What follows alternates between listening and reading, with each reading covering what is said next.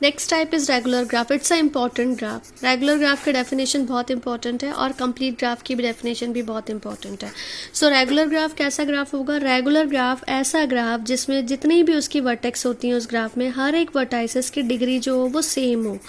Degree जो होना चाहिए हर वर्टेक्स की कैसे होना चाहिए? सेम होना चाहिए, इक्वल होना चाहिए. जैसे मैं ये एग्जाम्पल बता रही हूँ तो इसकी वर्टेक्स कितनी है? ये वर्टेक्स अगर मैं बोलूँ V1 वर्टेक्स है, इसमें V2 वर्टेक्स है, V3 वर्टेक्स है.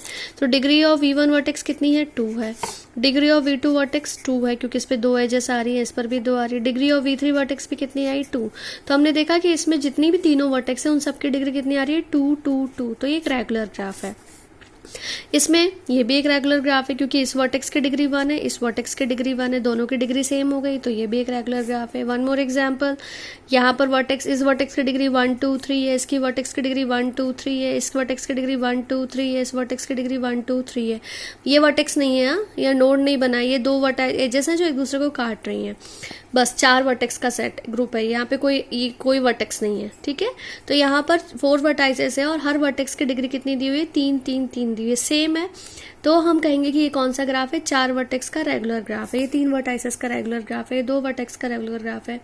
तो ऐसा ग्राफ जिसमें हर एक वर्टेक्स की डिग्री सेम हो तो उसको हम कहते हैं रेगुलर ग्राफ. एक और एग्जाम्पल देखो कि ये हमने एक एग्जाम्पल बनाया, ये भी एक रेगुलर ग्राफ है. क्यों? क्योंकि आप देखोगे कि इसमें हर वर्टेक्स की डिग्री कितनी है? 2 है. 1 2 1 2 1 2 1 2 1 2 1 2. तो ये रेगुलर ग्राफ है. कितनी वर्टेक्स का? 6 वर्टेक्स का. एग्जाम्पल जब आप बनाओगे तो इसको लेबल करोगे अच्छे से. यहाँ पे लिखोगे V1 vertex, V2 vertex, V3 vertex, V4 vertex, V5, V6, E1, E2, E3, E4, E5, E6. और फिर क्या लिखोगे?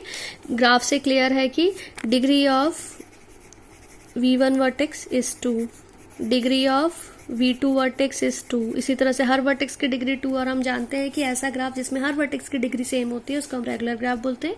तो रेगुलर ग्राफ का आपने एक एग्जाम्पल दिया, डेफिनेशन और 1 से 2 एग्जाम्पल दोगे. ठीक. Next important definition, regular graph और कंप्लीट ग्राफ में हम हमेशा कंफ्यूज हो जाते हैं. देखो जैसे ये जो रेगुलर ग्राफ था उसी तरह का एग्जाम्पल यहाँ पर भी दिखेगा. ये जो रेगुलर ग्राफ का एग्जाम्पल है वो कंप्लीट में भी आ रहा है.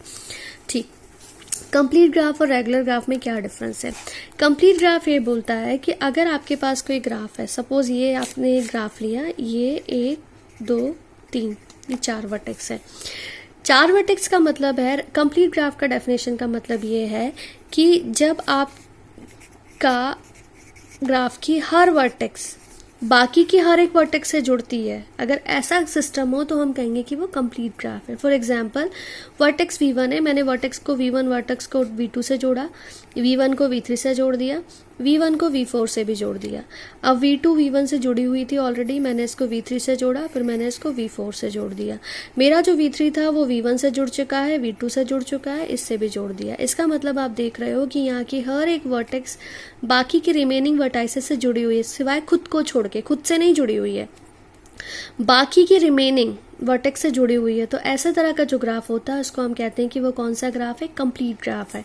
तो देखो ये एक एग्जांपल बना है कंप्लीट ग्राफ का. Complete graph with 5 vertices. 5 कैसे? अगर मैं लिख रही हूँ 1 वर्टेक्स 2 वर्टेक्स 3 वर्टेक्स 4 वर्टेक्स 5, तो 1 नंबर की वर्टेक्स देखो 2 3 4 5 से जुड़ी है. 2 नंबर की वर्टेक्स 1 3 4 5 से जुड़ी है. 3 नंबर की वर्टेक्स 5 2 1 4 से जुड़ी है. 4 नंबर की वर्टेक्स जो जुड़ी हुई है वो 1 2 5 3 सबसे जुड़ी है. मतलब वो हर एक वर्टेक्स बाकी की सभी वर्टेक्स से जब जुड़ती है तो इस तरह के ग्राफ को हम कहते हैं कि कौन सा ग्राफ है? कंप्लीट ग्राफ है.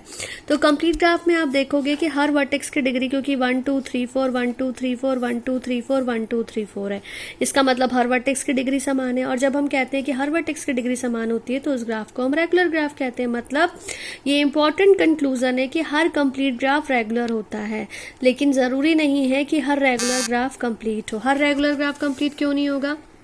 क्योंकि ये जो एग्जाम्पल देखा है आपने, इस एग्जाम्पल में ये वाला ग्राफ मैं बोल रही हूँ कि रेगुलर है, पर ये कंप्लीट है क्या? नहीं, क्योंकि V1 जो है वो V6 से जुड़ा है, V2 से जुड़ा है, लेकिन V1 जो ना वो V4 से जुड़ा है, ना V5 से जुड़ा है, बाकी की रिमेनिंग ना V3 से जुड़ा हुआ है। तो रेगुलर है बट कंप्लीट नहीं है, लेकिन अगर हर ग्राफ कंप्लीट है तो वो रेगुलर होगा। अब important property of complete graph ये होती है कि इसमें हर वर्टेक्स की डिग्री, क्योंकि वो खुद से छोड़ के बाकी सबसे जुड़ता है, तो अगर 5 वर्टेक्सेस का आप ग्राफ देख रहे हो तो हर एक वर्टेक्स की डिग्री देखो 4 है।